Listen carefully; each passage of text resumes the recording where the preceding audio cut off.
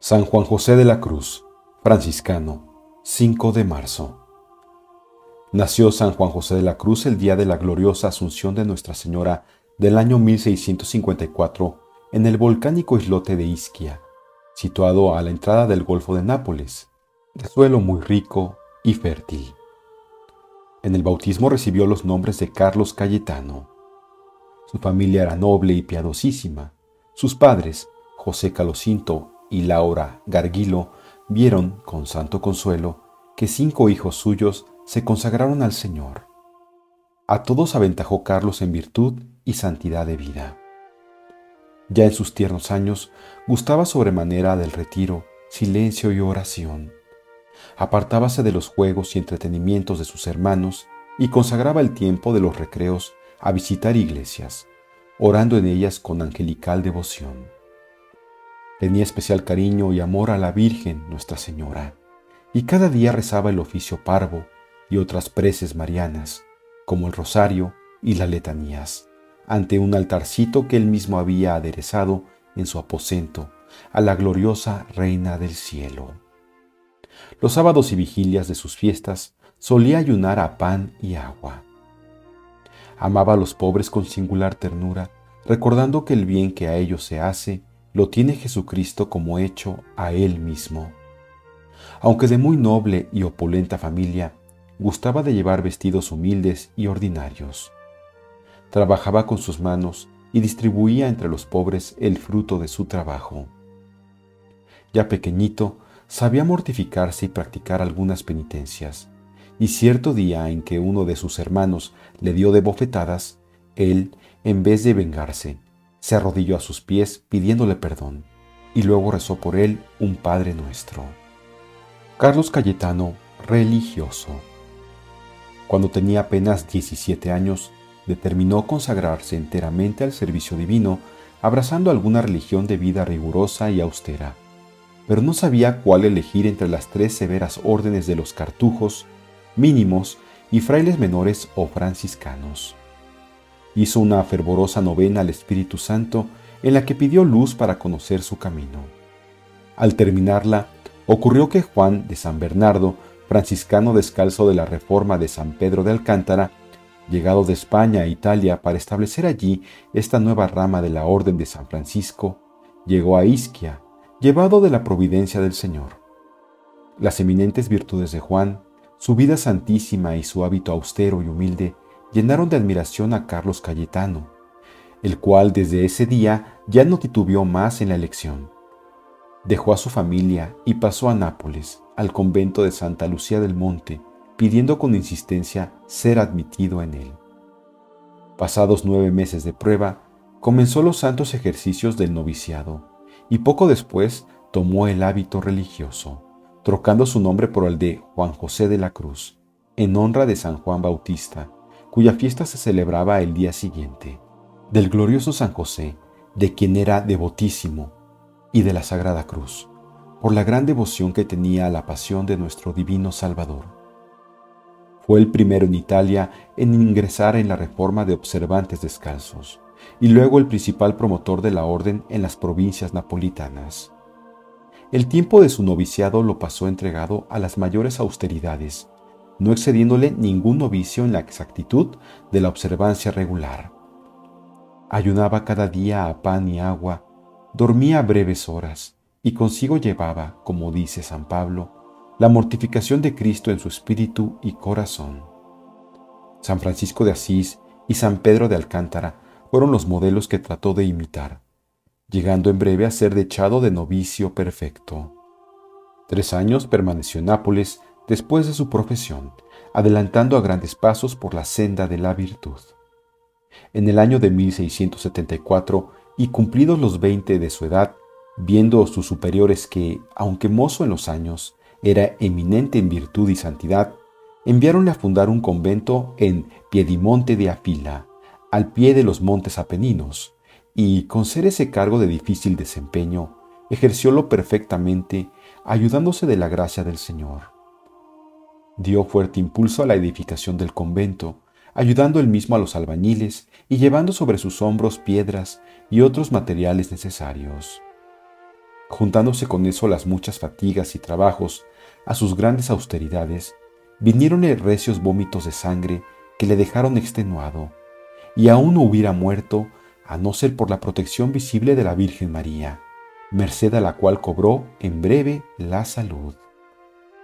Concluida la fábrica material del convento, dedicóse a hacer reinar entre los religiosos profundo silencio y recogimiento, y la observancia exacta y rigurosa de la santa regla.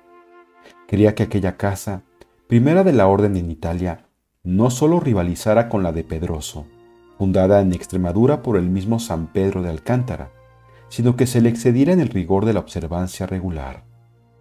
Como si quisiera el Señor premiar el celo de su siervo, tuvo aquí Fray Juan José el primer arrobamiento, viéndole los demás religiosos levantado en el aire durante un oficio que celebraba en la capilla.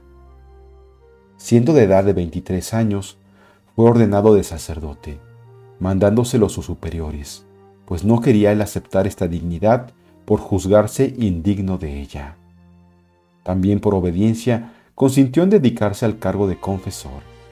Descubrió en el ejercicio de este santo ministerio su admirable ciencia teológica, que había aprendido, como Santo Tomás y Santa Teresa, más en la meditación del crucifijo que en el estudio de los libros.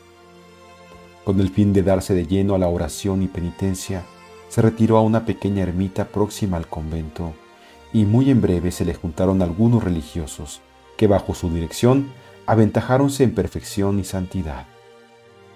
Maestro de novicios y provincial. A los 27 años cumplidos, nombráronle los superiores maestro de novicios. En su nuevo cargo nunca se tomó licencia para dispensarse de la observancia regular.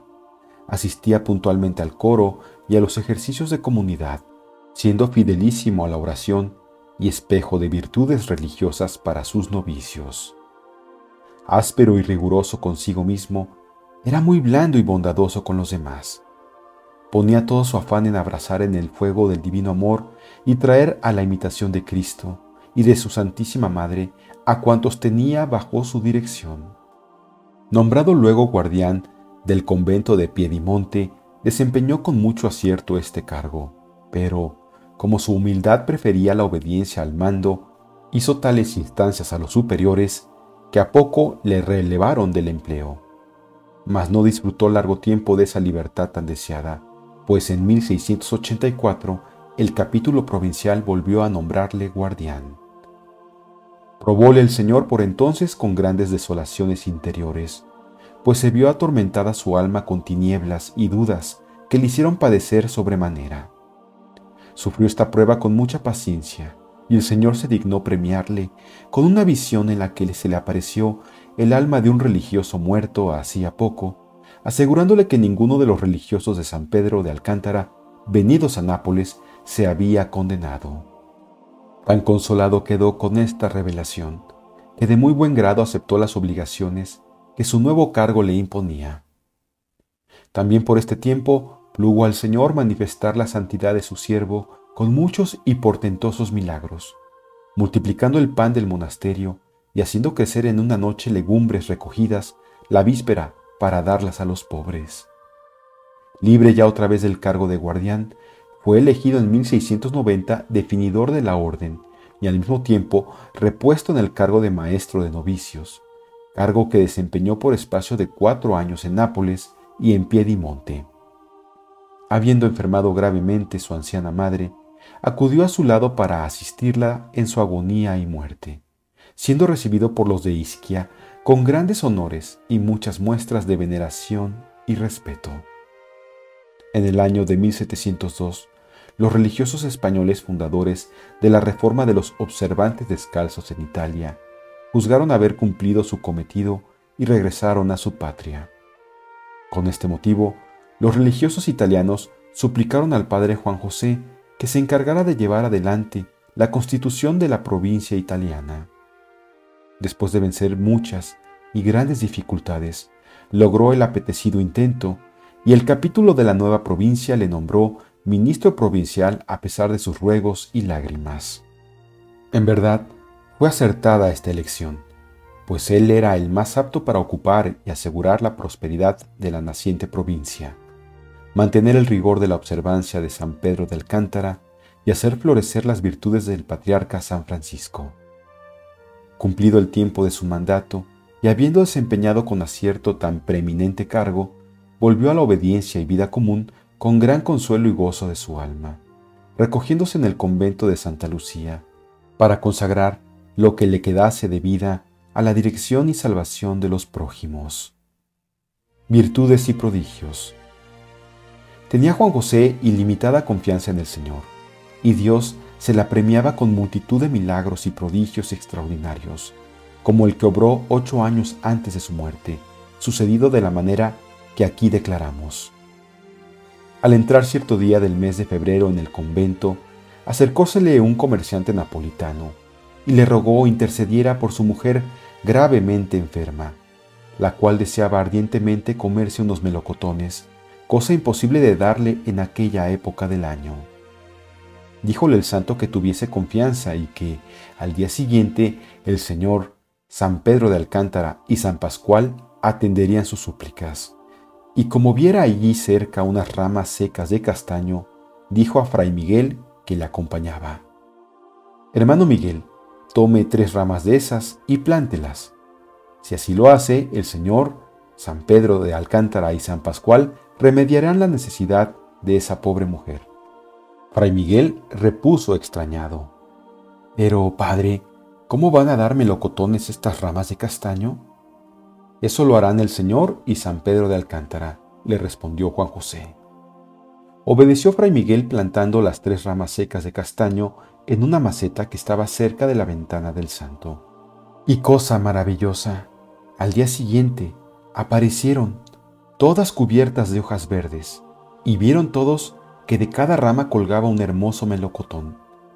Al comerlos la mujer enferma quedó sana.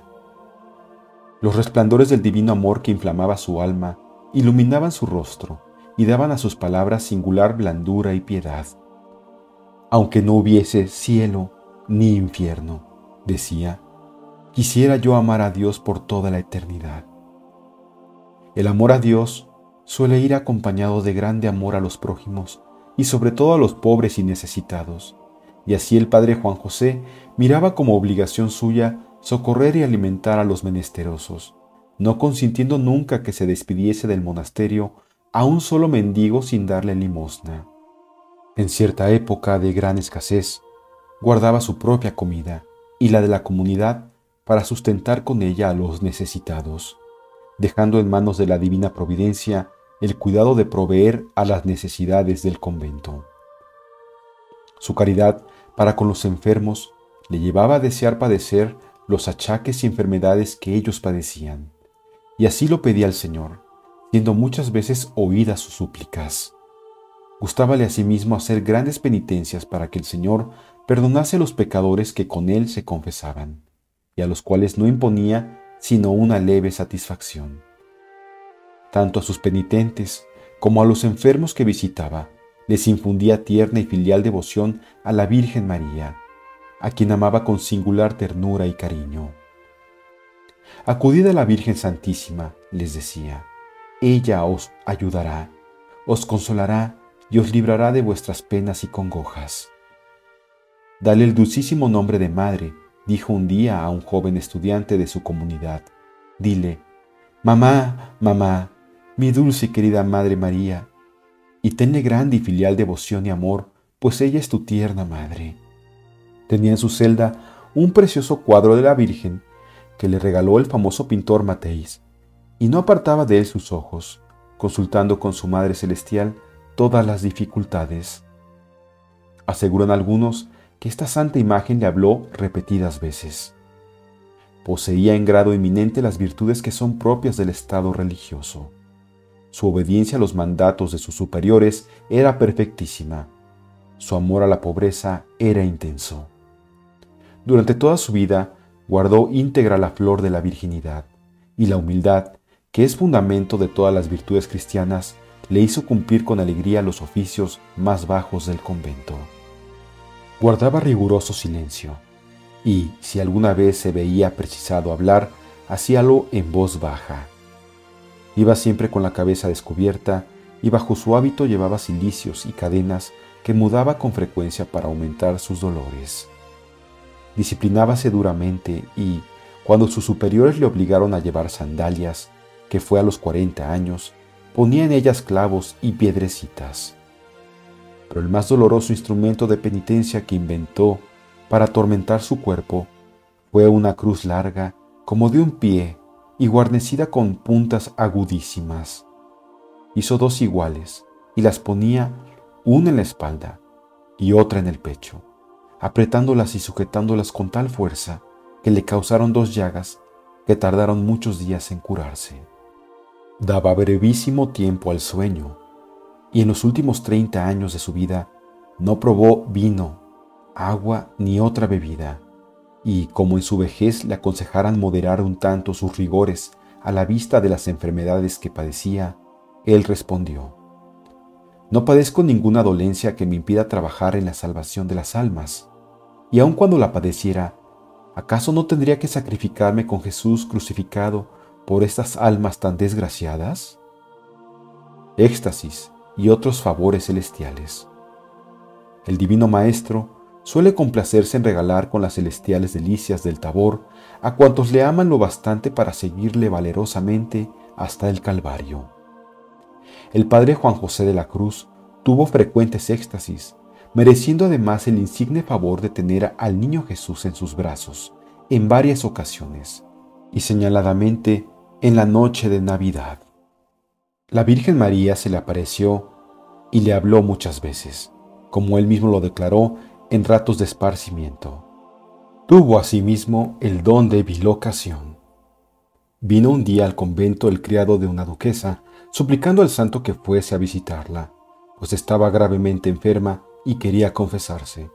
Pero Juan José se hallaba también acostado sin poder moverse. Volvióse el criado muy afligido y fuese a su dueña para contarle la triste noticia.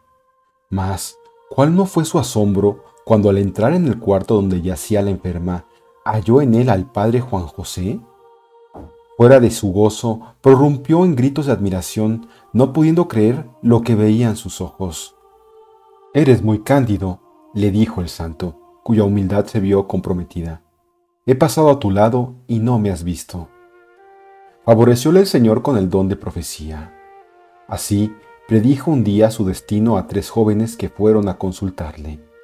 Al primero le dijo: «Hijo mío, tu vocación no es la vida religiosa.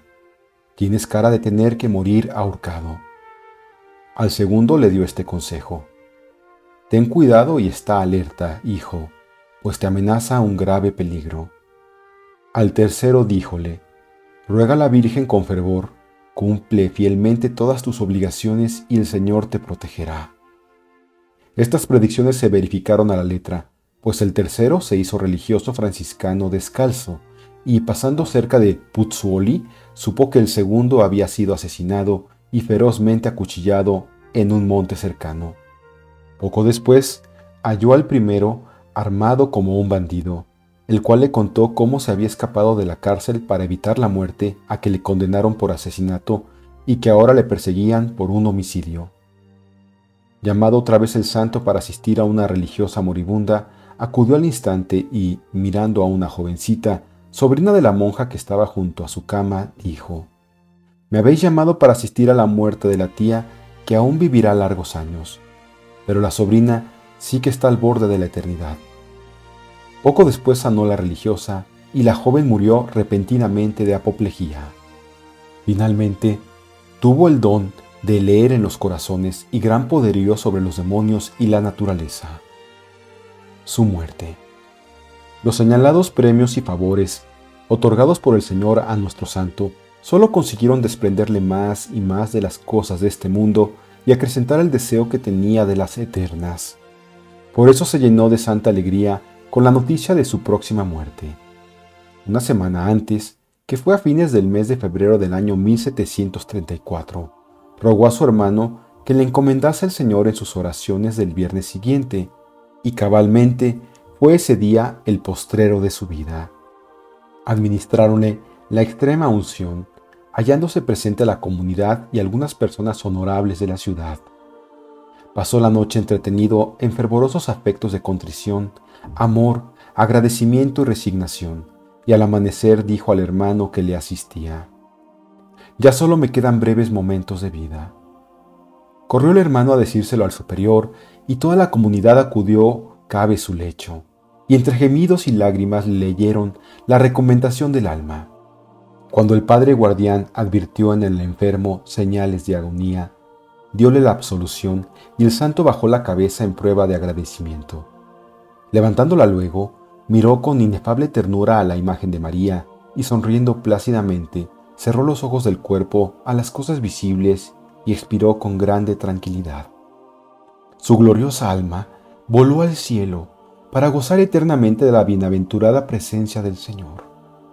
Sucedió tan dichoso tránsito a los 5 días del mes de marzo de 1734, cuando Juan José tenía 80 de edad. En el instante en que el espíritu del siervo de Dios voló al cielo, Diego Pignatelli, duque de Monteleón, vio aparecer, de repente, delante de sí, al padre Juan José aureolado con luz sobrenatural, y muy sano y robusto. Admiróse de lo que veía, pues unos días antes le había dejado enfermo en Nápoles, y así le dijo: «¿Pero qué pasa, padre Juan José? ¿De dónde que haya cobrado tan presto salud y fuerzas?» «Ya estoy bueno y soy feliz», le contestó el santo, y en diciendo estas palabras desapareció.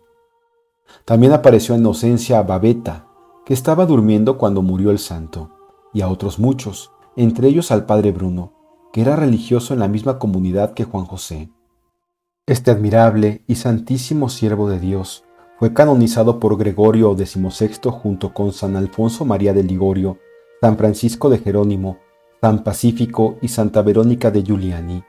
Sus sagradas reliquias están en la ciudad de Nápoles, en la iglesia del convento de Santa Lucía del Monte.